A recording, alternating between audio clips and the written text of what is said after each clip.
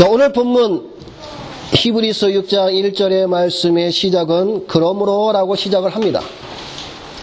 다시 말씀을 드리면 이 말씀은 지난 시간에 보았던 히브리서 5장의 마지막 부분인 11절부터 14절의 말씀과 연결되어 있음을 우리가 생각을 해봐야 됩니다.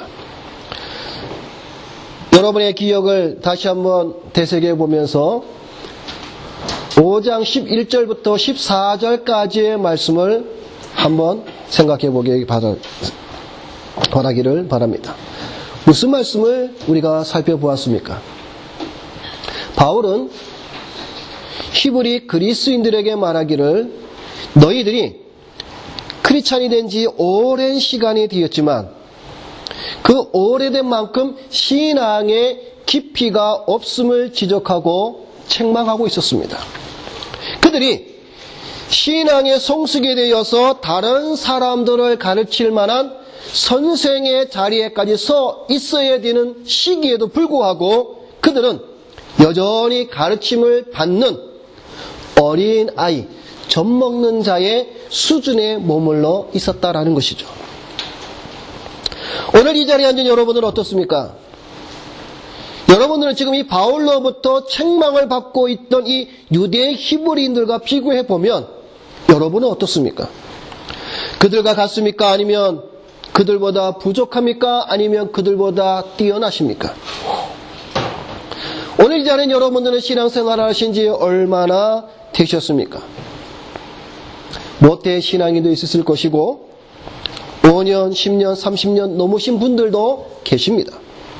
그러면 사도 바울의 말씀대로 성경의 교리를 가르칠 만한 선생의 자리에 여러분 지금 서 계십니까? 교회에서 내가 장로인데, 내가 권사인데, 내가 집사인데, 내가 그래도 전도사인데, 내가 그래도 사모인데, 그러면 성경의 교리를 가르칠 만한 선생의 자리에 지금 서 있느냐 하는 것이죠. 그렇지 못하면서도 늘 이렇게 생각을 합니다. 나는 목사네, 장로네, 전도사네, 사모네 하면서 마땅히 있어야 할 그 선생의 자리에 성경의 교리를 가르칠 만한 자리에 있지도 못하면서도 그것을 부끄럽게 생각지도 못하는 자들이 오늘날 많이 있습니다. 교회에 가보면 이런 것에 없음을 부끄러워하는 것이 아니라 자기들이 내세우지 못하는 열등감에 빠져있는 자들이 대부분이라는 것이죠. 마땅히 선생의 자리에 있어야 함에도 그렇지 못함을 안다면 부지런히 하나님의 말씀을 배우는 자리에 나아가야 합니다. 부지런히 찾아서 나가야 합니다. 그런데도 배우려고 하지 않는 자들이 대부분입니다. 어떤 이들은 말하기를 성경의 교리는 목사님, 그건 목사님은 아시면 되죠. 우리 성도들이 그걸 알아서 뭐합니까? 그럴 시간도 없고 내 공부하는 것도 힘들고 벅차고 내가 직장생활하기도 힘들고 살림하기도 힘들고 다른 것 배울 것이 얼마나 많은데 성경에 대해서도 또 내가 알아야 합니까? 라고 멀리합니다. 형제자매 여러분, 이렇게 생각하는 자들은 아직 신앙이 무엇인지 말씀의 은혜를 맛보지 못한 자들이라고 말할 수가 있습니다. 여러분, 성경의 시편의 기자는 뭐라고 말씀하고 있습니까? 주의 말씀이 마시 내게 어찌 그리 단지요 내 입에 꿀보다 더하나이다. 여러분, 이 성경 하나님의 말씀이 꿀보다 더 단 말씀이라고 여러분 맛보셨습니까? 이 말씀이 꿀보다 더 단 말씀이라고 아직 체험하지 못했다면 여러분 간구하셔야죠. 하나님, 나에게도 이 하나님의 말씀이 나에게도 꿀같이 단 말씀으로 와닿게 하옵소서. 왜 내게는 이 말씀이 늘 딱딱하고 쓰고 아프고 그런 것이 아니라 꿀처럼 단 말씀. 시편의 기자는 또 말씀합니다. 주의 입의 법이 내게는 천천 금문보다 더 좋으니이다. 이 하나님의 말씀이 금문보다 더 좋다고 고백합니다. 나의 영혼이 주의 구원을 사모하기에 피곤하오나 나는 주의 말씀을 바라나이다. 내가 주의 계명들을 사모함으로 내가 입을 열고 헐떡였나이다. 여러분, 헐떡이다라는 말은 표현이 무엇입니까? 갈급하다는 것이죠. 주의 말씀이 심히 순수함으로 주의 종이 이를 사랑하나이다. 그래서 시편의 서론인 1편에 뭐라고 말씀하고 있습니까? 여호와의 율법을 즐거워하여 그의 율법을 주야로 묵상하는 자로다. 이게 복 있는 자라고 말씀하고 있는 겁니다. 젖만 먹는 어린아이의 신앙이 아닌 단단한 식물을 먹는 장성한 신앙으로 자라기를 사도 바울은 책망하면서 더불어 권면하고 있었던 것이 바로 우리가 지난 시간에 살펴보았던 5장 11절부터 14절까지의 말씀의 내용이었습니다. 그리고 오늘 본문에 유대인 히브리인들에게 신앙으로 더욱 성장하기 위하여 보충 설명을 하고 있습니다. 그리스도의 도의 초보를 버리라라고 말씀하고 있는 것입니다. 그리고 완전한 대로 나아가라. 여러분, 여기서 이 버리고라는 이 단어는 그냥 쓰잘도 없이 그냥 휴지통에 버리다 이런 뜻이 아닙니다. 여기서 말하는 이 버리다의 원래의 뜻은 뭐냐면 머물지 말고 떠나가라는 뜻입니다. 다시 말해서 그리스도의 도의 초보의 자리에서 머물지 말고 떠나라는 것이죠. 어디로 떠나라는 겁니까? 더 완전한 곳으로, 더 장성하고 성숙한 곳으로 떠나가라는 말씀입니다. 여기 1절에 그리스도의 도의 초보. 자, 이 말씀은 번역한 것을 여러 성경을 대조해 보면 이렇게 번역을 하고 있습니다. 자, 그리스도의 도의 초보. 영어 성경을 보게 되면 여러 가지로 번역을 하고 있습니다. 어떤 성경에는 그리스도에 대한 기초적 가르침, 어떤 성경에는 그리스도의 기초적 원리들에 대한 논의, 그리스도에 대한 초보적 가르침들, 그리고 킹 제임스 버전을 보게 되면 그리스도의 교리의 원리들이라는 뜻입니다. 자, 그러면 이 구절을 이해함에 있어서 오늘 우리가 생각해야 되는 것은 이 말씀이 유대교의 가르침과 연관되어서 오늘 이 본문의 말씀을 보아야 우리가 올바르게 이 6장에 있는 말씀을 이해할 수 있다는 사실입니다. 자, 그러면 그리스도의 교리의 원리들, 그리스도의 도의 초보, 이것을 버리라고 말하고 있습니다. 그죠? 그리고 그 원리들에 머물지 말고 떠나라고 말씀하고 있습니다. 자, 그러면 그리스도의 도의 초보, 그리스도의 말씀의 초기에 있는 원리들, 이것이 무엇인지를 우리가 알아야 되겠죠. 자, 오늘 본문 1절에서 말하고 있는 이 초보라는 말의 뜻은 바로 모형, 그림자, 예표를 의미하고 있는 것입니다. 무슨 말인가 하면 바울은 이 서신을 지금 받고 있는 당사자들이 누굽니까? 유대인들 중에 기독교로 개종한 유대 히브리인들이죠. 그들에게 그리스도의 말씀의 예표들, 즉 모형과 그림자로 다시 돌아가려는 것에 대한 책망을 하고 있고, 그것을 버리고 완전한 대로 나아가라고 지금 말씀하고 있는 겁니다. 여러분, 히브리서를 기록한 목적이 뭐라고 말씀하고 있었죠? 유대교에서 개종한 히브리인들이 30년쯤 신앙생활을 하다 보니까 핍박도 오죠. 안팎으로 고난을 받고 있죠. 자신들의 믿음이 흔들립니다. 그래서 그들이 어떻게 합니까? 다시 유대교로 돌아가려고 지금 배교의 상황에 처해 있다는 것이죠. 그래서 지금 바울은 지금 너희가 다시 돌아가고자 하는 그 유대교는 모형이다라는 겁니다.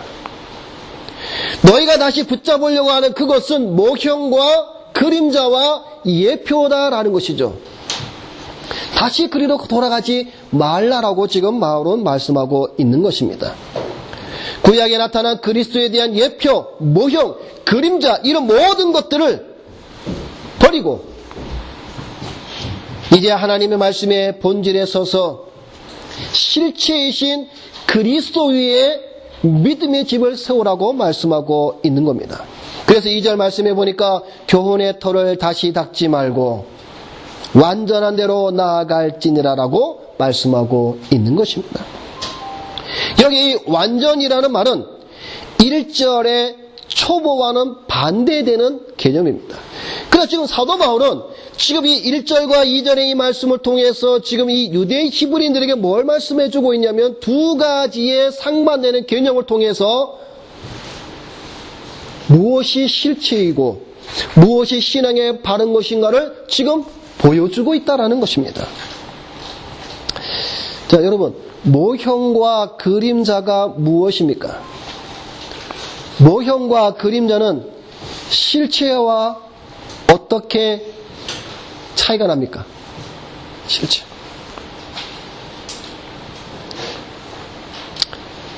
여러분, 우리 학생들 모형과 그림자, 실체 이 말이 무슨 말인지 알아요? 우리 태민이. 네. 자, 우리 상희는 무슨 말인지 알지? 네. 자, 우리 학생들은 모형과 그림자, 예표, 실체 이 말이 무슨 말인지 좀 어려울 수도 있습니다. 그래서 쉽게 설명을 드립니다. 여러분, 한국에는 아파트를 지을 때에 먼저 무엇을 짓냐면은 모델하우스를 지어요. 모델하우스를 지어요. 그러면 아직 아파트는 짓지 않고 공사 중에 있는데 먼저 모델하우스를 멋있게 딱 하나 만들어놔요. 근데 이 모델하우스는 실제로 집입니까? 집이 아닙니까? 실제로 아파트예요, 아파트. 아파트가 아니에요. 단지 뭐예요? 원래 지금 짓고 있는 아파트의 모델이에요, 모델. 그래서 사람들이 이 아파트를 내가 돈을 주고 사기 위해서 먼저 모델하우스 안에 딱 들어가서 구경을 하는 거예요. 앞으로 아파트가 아직 짓지는 않았지만, 아파트가 짓게 되면 그 안에, 여기에 방이 있고, 여기에 화장실이 있고, 이런 구조들을 미리 보는 거예요. 그런데 이 모델하우스와 짓고 있는 아파트와 모양이나 크기나 같습니까? 다릅니까? 같아요. 똑같은 스타일로 아파트를 짓고 모델하우스를 지은 거지고. 자, 그러면 이게 모형이요, 그림자요, 예표라는 거예요. 자, 그러면 아파트가 다 완성이 되었습니다. 그러면 이 모델하우스는 어떻게 됩니까? 그냥 부셔뜨려요. 왜? 필요가 없습니다. 왜 그렇죠? 아파트가 완성이 되었기 때문에, 실체인 아파트가 완성이 되었기 때문에 더 이상 뭐예요? 모형인 모델하우스는 필요가 없는 겁니다. 근데 여러분, 만일에 우리 태민이가 난 그래도 저기 모델하우스고 저 모델하우스에 들어가서 살래. 그럼 어떨까요? 아마 손가락질 받겠죠. 네. 이 표현을 우리가 다시 성경으로 돌아가서 말씀을 드리면, 구약의 제사들과 절기들 우리가 레위기를 통해서 말씀을 들었죠. 번제, 소제, 화목제, 속죄제, 속건제, 유월절, 무교절, 그 다음 뭐예요? 초실절, 맥추절, 수장절, 초막절, 장막절, 이런 모든 것들은 다 모형이요, 그림자요, 예표라는 겁니다. 무엇에 대한? 실체에 대한 모형이라는 것이죠. 그러면 그 실체가 무엇입니까? 그리스도, 예수 그리스도라는 거예요. 자, 그러면 실제이신 예수 그리스도가 오셨음으로 말미암아 모형과 그림자와 예표는 어떻게 되는 겁니까? 당연히 사라지는 거죠. 그래서 오늘날 우리는 더 이상 뭘 안 하고 있습니까? 제사를 우리가 더 이상 하지 않는 겁니다. 오늘 더 이상 우리가 뭘 하지 않고 있습니까? 절기를 지키지 않는 거예요. 왜? 실체이신 그리스도가 오셨기 때문에 더 이상 우리에게는 제사와 절기가 필요치 않는 것입니다. 만약 오늘날에도 제사와 절기가 필요하다고 말하는 자들은 실체이신 예수 그리스도를 아직 만나지 못한 자라고 우리가 말할 수가 있습니다. 그런데 지금 이 유대 히브리인들은 실제이신 지금 그리스도를 믿고 있으면서도 한편으로는 지금 어떤 것을 원하고 있는 겁니까?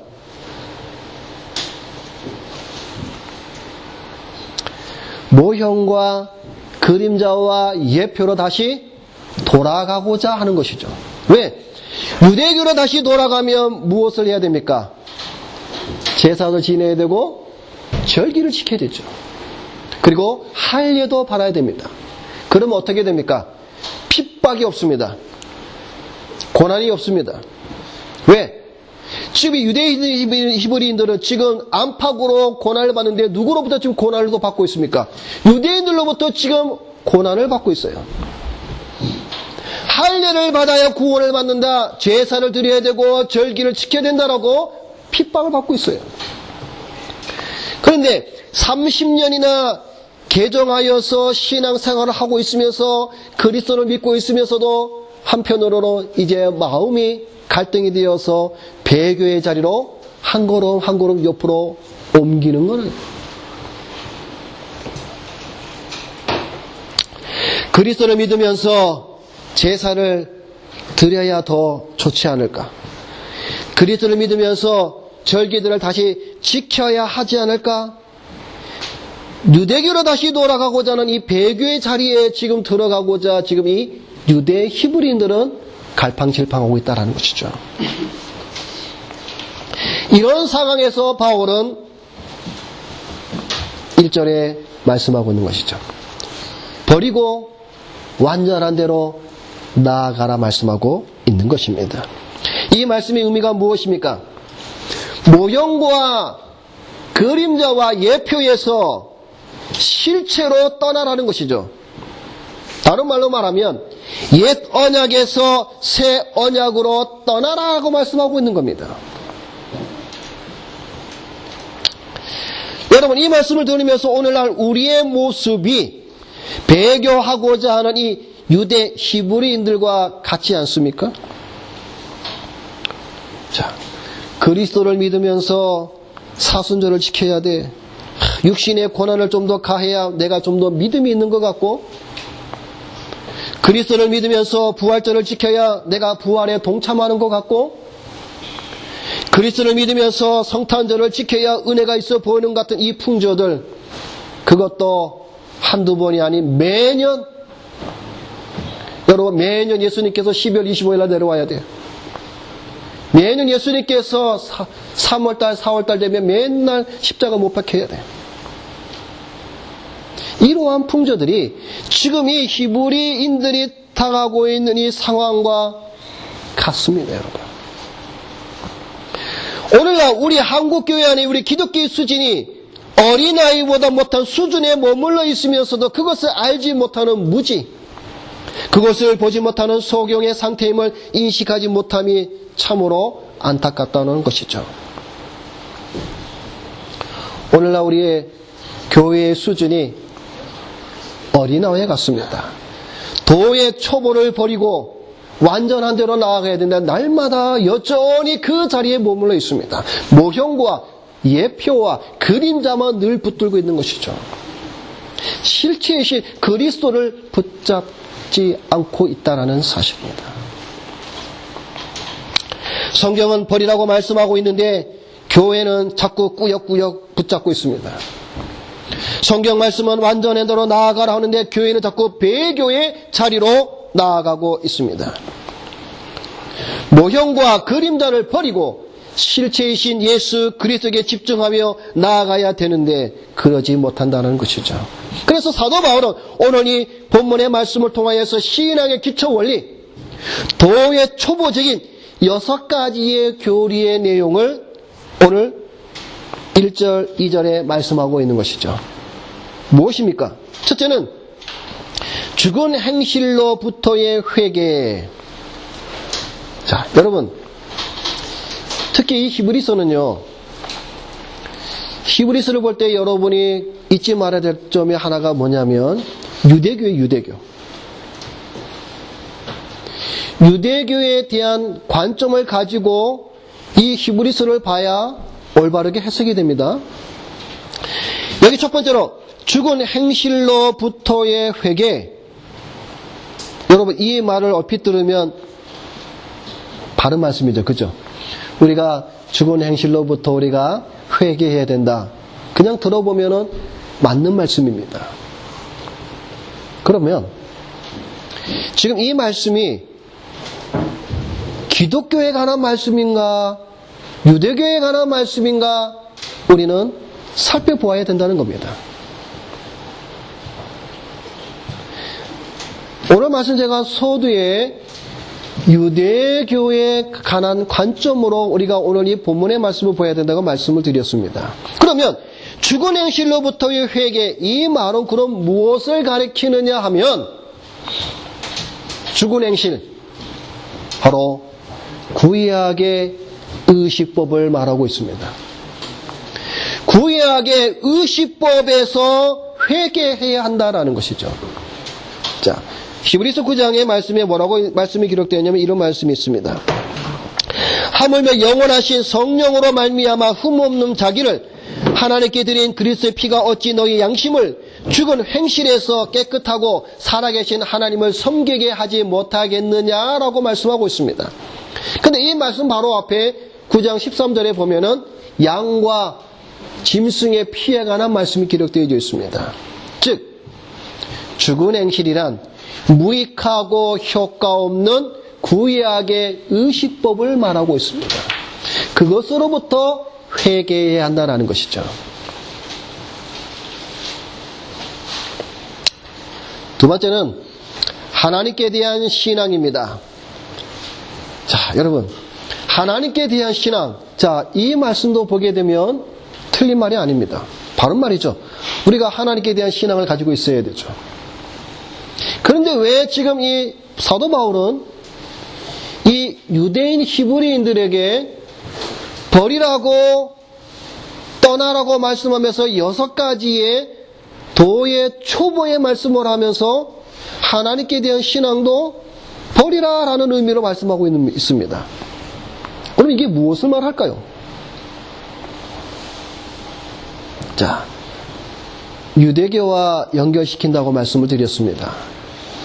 여러분, 유대교는 어떤 하나님을 믿습니까? 유대교는 성부 하나님만 믿죠. 그죠?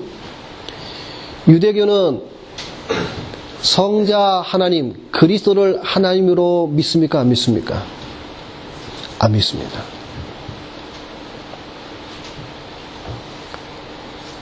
유대교는 하나님에 대한 신앙은 있어도 그리스도에 대한 신앙이 없습니다. 다시 말해서 유대교로 다시 돌아간다는 것은 그리스도를 버리고, 다시 말해서 그리스도는 하나님이 아니다라는 것입니다. 그것을 버리라는 것이죠. 세 번째는 세례에 관한 교훈입니다. 여기 보면은 세례는 세례들 복수로 나옵니다. 자, 여기서 말하는 이 세례는 우리가 여러분이 일반적으로 알고 있는 우리 기독교 안에서의 세례를 말하는 것이 아니라 여기서 말하는 이 세례는 정결의식, 즉 유대교 안에서 인식하고 있는 정결의식법입니다. 무슨 말인가 하면 이 정결 예식을 통하지 않고는 거룩하신 하나님께 나아갈 수 없기 때문에 하나님 앞에서 예배하기 위해서는 반드시 씻어야 된다라는 겁니다. 그러니까 정결의식에 관한 세례의 관념, 즉 그 지식을 가지고 있다라는 것이죠. 그런데 여러분, 이 정결의식도 결국은 모형과 그림자와 예표죠. 무엇에 대한? 찬 씻음을 허락해 주시고 베풀어 주시는 그리스도의 보혈에 대한 모형과 그림자와 예표라는 것이죠. 자, 네 번째는 안수에 관한 말씀이죠. 여러분, 안수는 레위기에서 우리가 살펴보았듯이 뭐예요? 희생 제사를 지내기 전에 늘 행하던 예식이었죠. 뭐예요? 안수라는 뜻은 꾹 누르다는 거잖아요. 그죠? 그러니까 동물의 머리에 손을 얹고 꾹 누르면서 뭘 하는 겁니까? 내 죄를 양이나 소나 염소에게 뭐예요? 전가시키는 거죠. 이것도 모형과 예표와 그림자죠.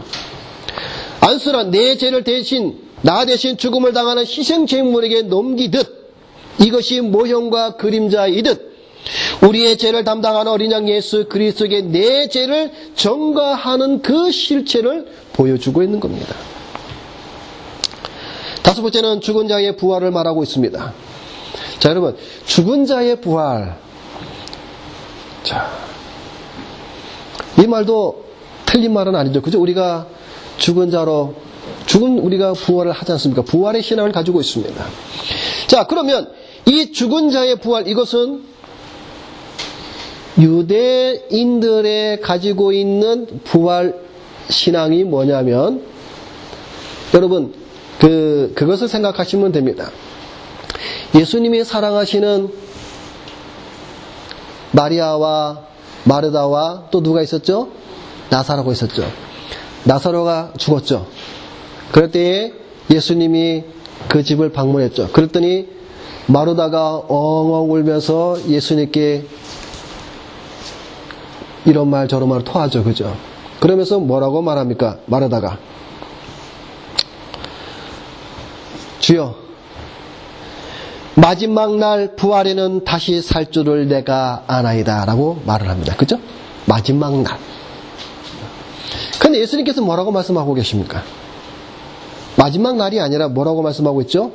나는 부활이요 생명이니 나를 믿는 자는 죽어도 살겠고 무릇 살아서 나를 믿는 자는 영원히 죽지 아니하니라 말씀하고 있는 것이죠. 그러니까 유대교에서 가지고 있는 부활의 지식도 결국은 모형이죠. 참된 실체인 그리스도의 부활에 대해서 연결시켜주고 있는 겁니다. 마지막으로 여섯 번째를 보게 되면 영원한 심판. 이것도 마찬가지죠. 유대인들도 보편적인 심판을 말하고 있습니다. 그래서 각 사람이 행한 그 행위대로 선악간에 심판하심을 믿습니다. 그런데 이 심판도 실체이신 그리스도의 참 심판이 있음에 대한 모형과 그림자요. 실체이신 그리스도의 심판을 보여주고 있습니다. 자, 이렇게 이 도의 초보에 관한 이 6가지에 대해서 아더 핑크 목사님은 이렇게 정리를 합니다. 뭐라고 정리를 하셨냐면, 히브리인들은 그리스도를 믿는 믿음을 고백했습니다. 그렇게 함으로써 그림자를 버리고 실체를 쫓았습니다. 그러나 소망이 더디 이루어지자 믿음이 약해지고 박해들로 인하여 그들의 열심이 식어졌습니다. 그들은 기독교 신앙을 버리고 유대교로 돌아가려고 합니다. 바울은 그렇게 하면 그들이 떠났던 것들의 털을 다시 닦는 것이라고 말합니다. 오히려 이보다도 완전한 대로 장성한 대로 나아가라고 말씀하고 있는 것입니다. 라고 정리하십니다. 말씀을 맺겠습니다. 아직도 모형과 예표와 그림자를 버리지 못하고 어린아이의 수준에 머물러 있는 성도들이 우리 주변에는 많이 있습니다.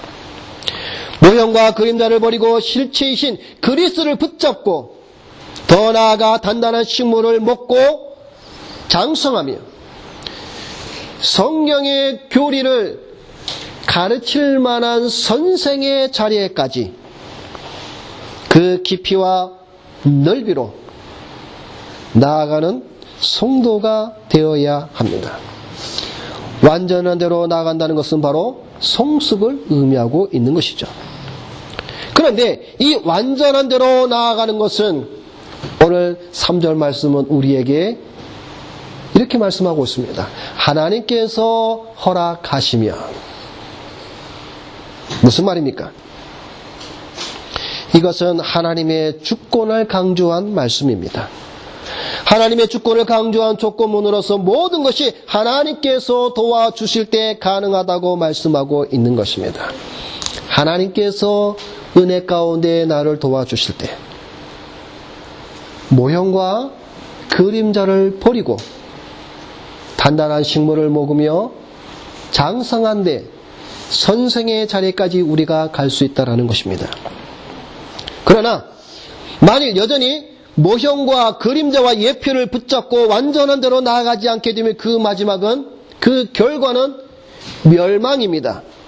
그것을 설명하고 있는 것이 바로 4절부터 배교자의 멸망, 하늘의 은사를 맛보고, 다시 말해서 은사도 체험하고 말씀의 은혜도 접하고 그런 자들에 대한 멸망의 말씀이 바로 4절부터 나옵니다. 이 말씀 우리가 다음 주에 볼 것이지만 모형과 그림자를 찾고 호등되는 신앙이 아니라 실체를 붙잡고 나가는 성숙한 성도들이 되시기를 주님의 이름으로 부탁을 드립니다. 기도하겠습니다.